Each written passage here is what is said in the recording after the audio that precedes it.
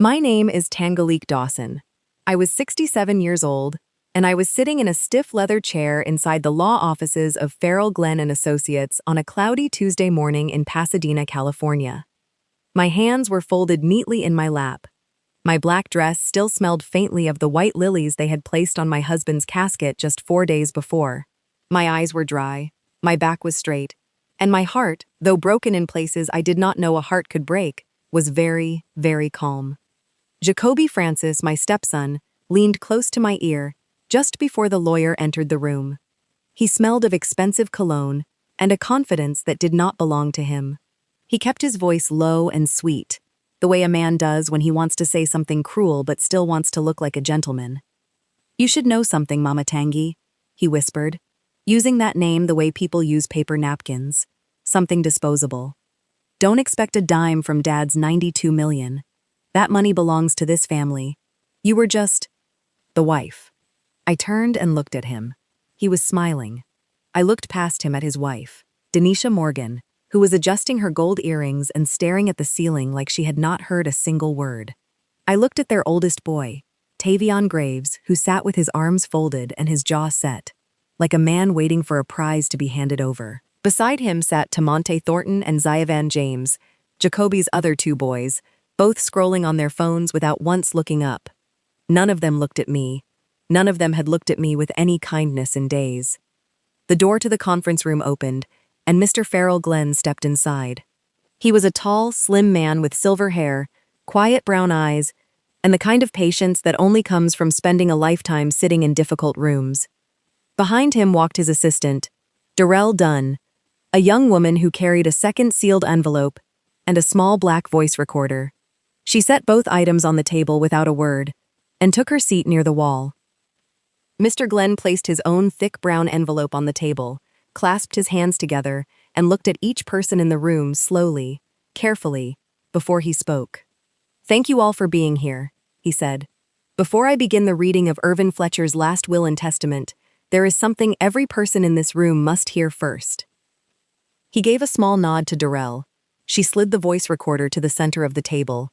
Jacoby laughed softly and glanced over at Tamonte. "What is this? Some kind of show?" Mr. Glenn looked at him with steady, unmoved eyes. "Mr. Francis," he said, "I would strongly encourage you to listen." He pressed play. And then I heard my husband's voice for the first time since the morning he passed away. To understand what happened next in that room, you have to understand how we got there. You have to go all the way back to the beginning. Back to the man Irvin Fletcher was, and to the life we built together long before everything around us began to crumble.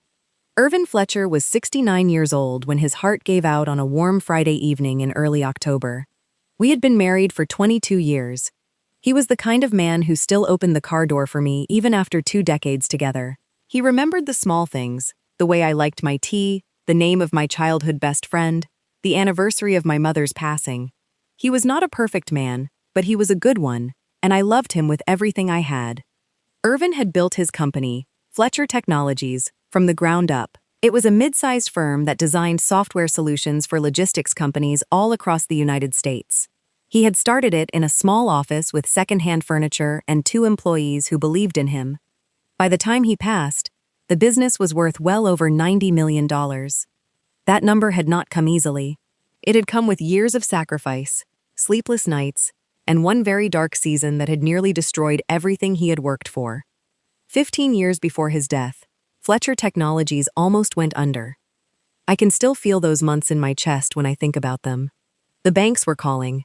Investors were backing away. Clients were leaving. Irvin was losing sleep and losing weight at the same time. I would find him sitting at the kitchen table at 3 in the morning, staring at numbers that would not cooperate, his hands pressed flat against both sides of his head, like he was trying to hold his thoughts in place. I said nothing to him about what I was planning. I did not want to put worry on top of worry. I went quietly to a jewelry dealer in downtown Los Angeles, and I sold every piece of heirloom jewelry I owned. My grandmother's gold brooch, the one she wore at her own wedding in 1948. My mother's pearl necklace, the one she had saved for 2 years to buy herself. A sapphire bracelet that had been passed down through 3 generations of women in my family. Each piece carried a memory I knew I could never replace. I handed them all over, and walked out into the afternoon sunlight with enough money to keep the company alive for 3 more months. Then I went home and sat down at the old wooden desk in the spare bedroom and I wrote. For 4 weeks, I barely left that room. I pulled together everything I knew about supply chain management, software licensing, customer behavior, and long-term business growth. I studied, I drafted, I revised. And when I was done, I had built a complete business strategy, page after careful page, that could reposition the company and pull it back from the edge of collapse. When I finished, I did not put my name on a single line. I printed it out quietly and slid it under the door of Irvin's home office one night, like a letter I did not want any credit for writing. He read it, he used it, and Fletcher Technologies did not just survive. It grew. Irvin came to me several months later in our kitchen, one quiet evening when the children were not around. He took both of my hands in his and looked at me with wet eyes. I know it was you, Tanji, he said softly. I have always known it was you. I told him not to worry about it. I told him I did it because I loved him, and that was enough for me. What I did not know was that Irvin had been thinking about it every single day for 15 years. He had worked carefully and privately with Mr. Farrell Glenn to do something I never asked for and never would have thought to ask for. He had secured the intellectual property rights of that business strategy in my name alone. He had built a legal paper trail so thorough and so clean that no court, no family member, and no attorney in the state of California could ever dispute it. He had made sure that if anything ever happened to him, I would not be left in this world with nothing. But I did not know any of that yet. What I knew was that 3 days after Irvin's funeral, I was sleeping on a folding cot inside my own laundry room. Jacoby and his family had arrived the morning of the funeral in 3 separate cars, carrying luggage like they were planning to move in permanently. They walked through my front door while I was still upstairs sitting quietly with my best friend, Jolena Bell, who had driven all the way from San Diego just to be near me. We heard them downstairs before we even saw them. We heard cabinet doors opening. We heard drawers being slid out. We heard Denisha's heels clicking steadily across the hardwood floors that Irvin had just refinished the previous spring. Jolena looked at me. I looked at her. Neither of us said a single word. When I came downstairs, I found Denisha standing in the living room with small blue sticker tabs in her hand, pressing them onto the undersides of the furniture and the bottoms of decorative items. She had already tagged the ceramic lamp my sister had given us as a wedding gift. "What are you doing?" I asked, keeping my voice soft. She looked up with a wide, easy smile. "Just labeling things, Mama Tangi, so there is no confusion later about what belongs to who." "This is my home," I said. She tilted her head slightly to one side. "Of course it is," she said, but her eyes had already moved right past me to the next item she wanted to mark. By sunset that evening, small blue stickers had appeared on lamps, upholstered chairs, framed paintings, kitchen appliances, decorative bowls, and rugs. Jacoby had walked through every single room of the house with Tyvion, speaking loudly about where new walls could go and what color the master bedroom ought to be painted after everything was sorted. He used the word remodel at least 7 times before dinner. Not once did he ask how I was feeling. Not once did he say my name with any warmth. My neighbor and longtime friend Shalise Hairston had stopped by that afternoon to drop off a casserole dish and found me standing frozen in the hallway, watching all of it happen around me. She set the dish down on the entry table and touched my arm gently. "Tangi," she whispered close to my ear, "you need to call your lawyer tonight." I gave her a small smile and told her I would. That night, Jacoby found me in the upstairs hallway. He came toward me with his hands clasped in front of him and a look of practiced concern on his face. The look of a man who knows he is doing something wrong, but believes he can dress it up in the right words. He told me that with so many people coming and going over the next several days, it might be much more comfortable if I used the smaller room at the back of the house. He said it gently. He said it like he was doing me a favor. The smaller room at the back of the house was the laundry room. They had dragged a folding cot inside and spread a thin blanket across it. A single bare light bulb hung from the ceiling on a short cord. The dryer sat cold and hard against the wall. I could hear Jacoby and Denisha laughing together down the hallway in the bedroom, where Irvin and I had slept side by side for 22 years. I sat on the edge of that cot for a long time without moving. Then I lay down slowly, pulled the thin blanket over my shoulders, and stared up at the ceiling in the dark. I did not cry. I had already made a quiet decision that tears alone would not be enough for what was coming. The next morning, my neighbor Marielle Farmer came by with a plate of food and found me walking out of the laundry room carrying my toothbrush and a change of clothes. She stopped in the middle of the hallway. Her expression changed in a way she could not hide. "Tangalique," she said quietly. "Honey." I patted her hand and told her I was fine. We both knew that was not the truth. In the days that followed, I moved through that house like a woman who had already been erased from it. I cooked meals and no one thanked me. I washed dishes while Denisha sat at my own kitchen table on long phone calls. Tavion quietly moved Irvin's favorite reading chair from the living room to the garage, without asking anyone, without looking back. One evening, while I stood at the kitchen sink with my hands in warm, soapy water, Tamonte asked his father out loud enough for me to hear every single syllable clearly, how much longer they would have to be stuck around there now that the old woman was in the house. Old woman. I kept washing the dish in my hand. I did not turn around. I did not speak. But something inside me went very still, and very certain. What none of them knew was that the home security system Irvin had installed 2 years before he passed was still running. It was recording everything. Jacobe in the hallway with Zaya Van, casually dividing the estate between them in conversation, as though it had already been handed over. Denisha telling Tamonte not to lose any sleep over me, because people my age did not tend to last very long. Jacobe shaking his head slowly and saying, plainly enough for any microphone in any room to capture without effort, that I had come into this family late, and that all I had ever really been was the wife. They did not know that Mr. Farrell Glenn had remote access to every second of those recordings. They did not know that Irvin had set it up that way, deliberately, quietly, and with great purpose. On the morning of the will reading, I put on my black dress, my sensible shoes, and the small pearl earrings that had survived the jewelry sale only because I had been wearing them the day I walked into that dealer's shop. Jolena drove me to the law office without asking too many questions. She just held my hand at a red light and told me she was proud of me. I thanked her and looked out the window at the California sky, gray and low and heavy, waiting for something to break through.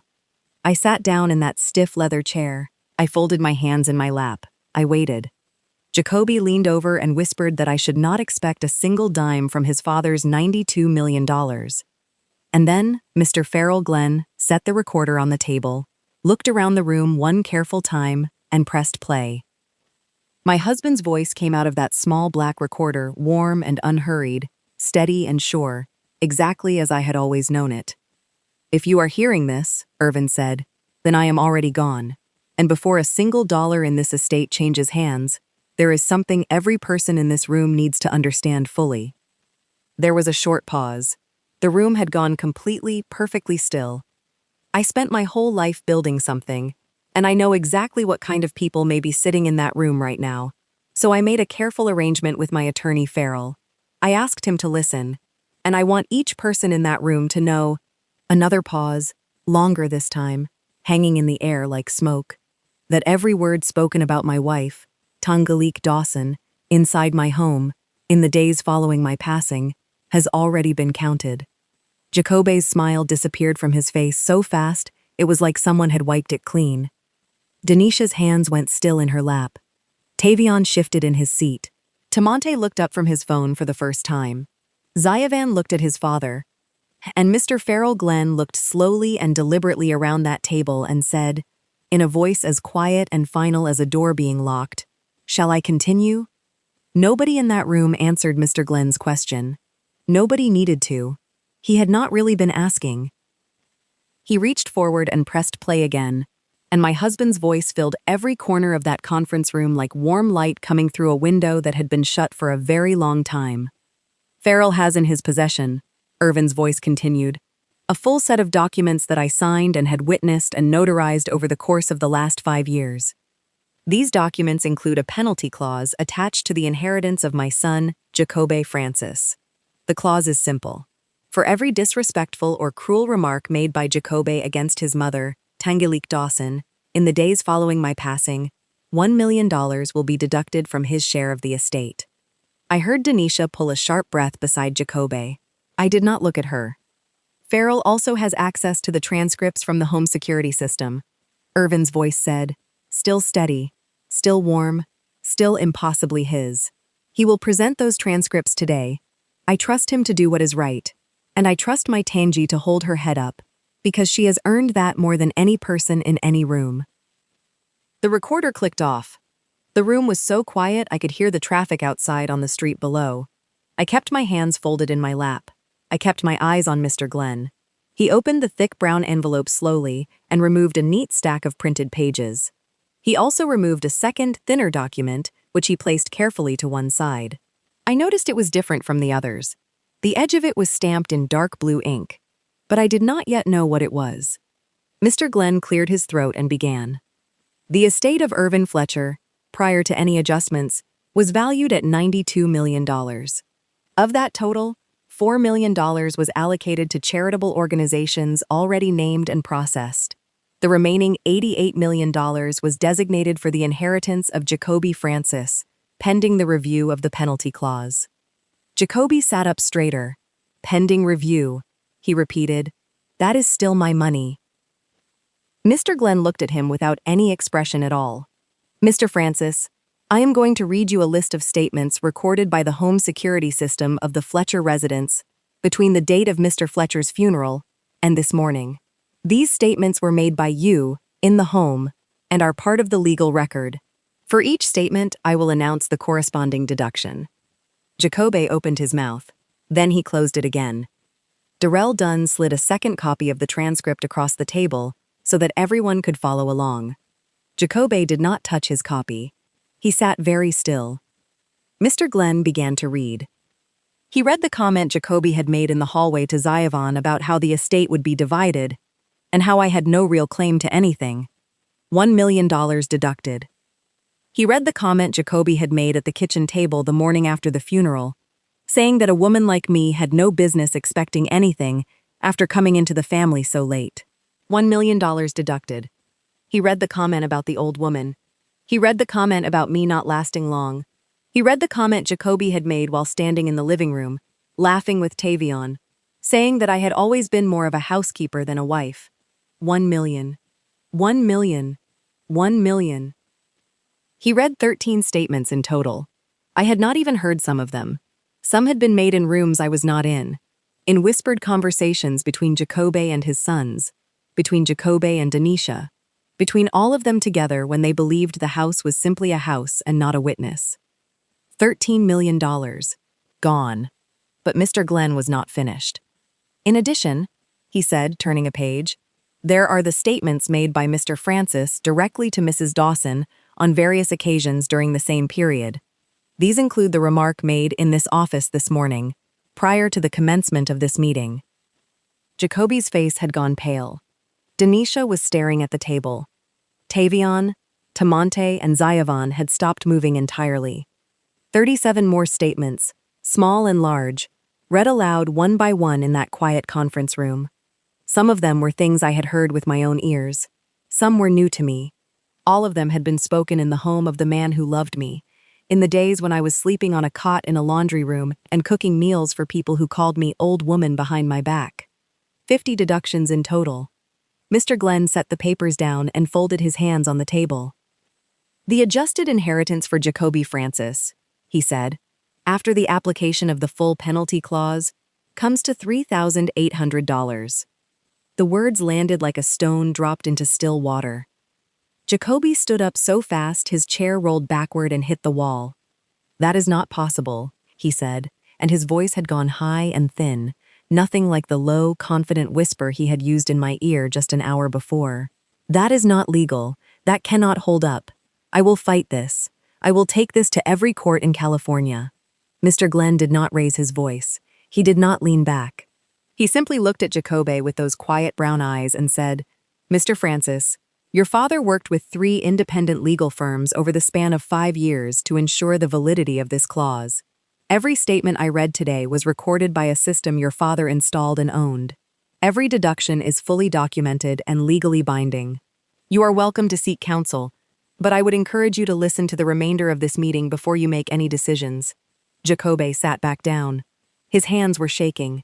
Denisha reached over and touched his arm, but he moved away from her. Tamonte looked at his father. Tavion looked at the floor. Zaven put his phone face down on the table. Mr. Glenn reached for the second, thinner document, the one with the dark blue stamp on the edge. He placed it in the center of the table where everyone could see it. There is one final matter, he said, that relates not to the will itself, but to the ownership of Fletcher Technologies. He looked at me then, for the first time directly and personally, and there was something in his eyes that was not lawyer professionalism. It was something softer, something close to admiration. 15 years ago, he said, addressing the room, Fletcher Technologies was on the edge of collapse.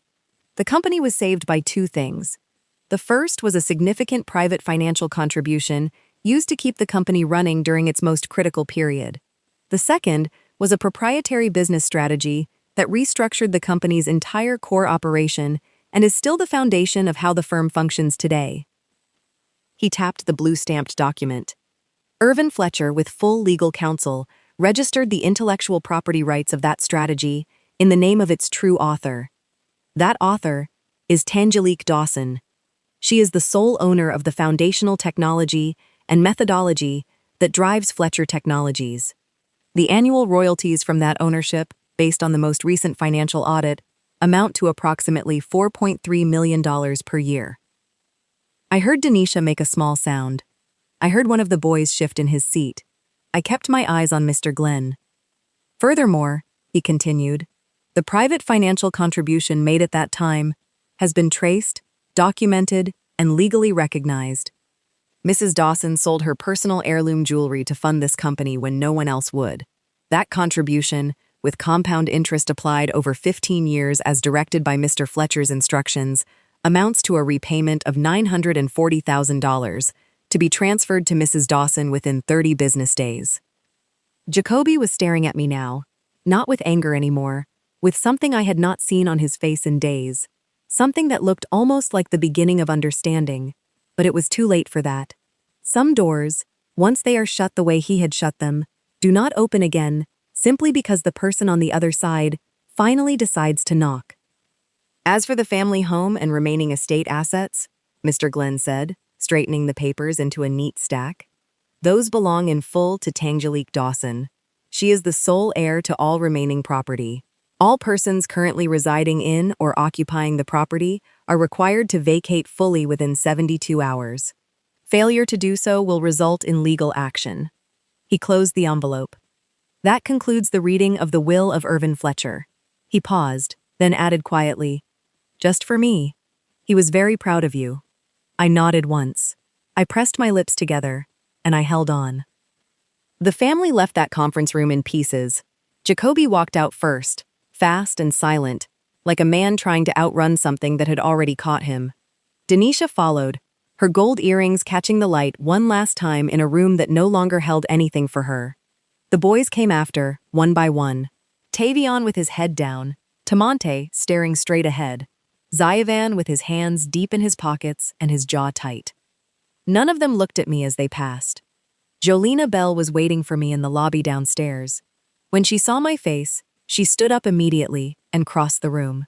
I walked to her, and she put both arms around me, and for the first time in 4 days, standing in that ordinary lobby with the California traffic humming faintly outside, I let myself cry. Not from sadness, not from anger, from relief, from the feeling of being seen at last, after years and years of being quietly invisible. He never forgot, I whispered into her shoulder. No, she said softly, he never did. The family was gone from the house within 48 hours. They did not say goodbye. They peeled the blue stickers off the furniture, took the luggage they had come with, and left without a single word in my direction. Marielle Farmer and Shalise Hairston came to sit with me the evening after they left. We made tea in my kitchen, in the house that was finally quiet again, and we did not say very much at all. Because sometimes the right thing to do after a storm is simply to sit still and breathe. I spent 2 more weeks in that house. I walked through every room slowly, the way you walk through a place you love, when you know you are getting ready to let it go. I stood in the hallway where I had heard Tamonte call me old woman. I sat for a while on the edge of the cot in the laundry room, just to remind myself of exactly where I had been and exactly how far I was about to go. Then I called a real estate agent and listed the house. It sold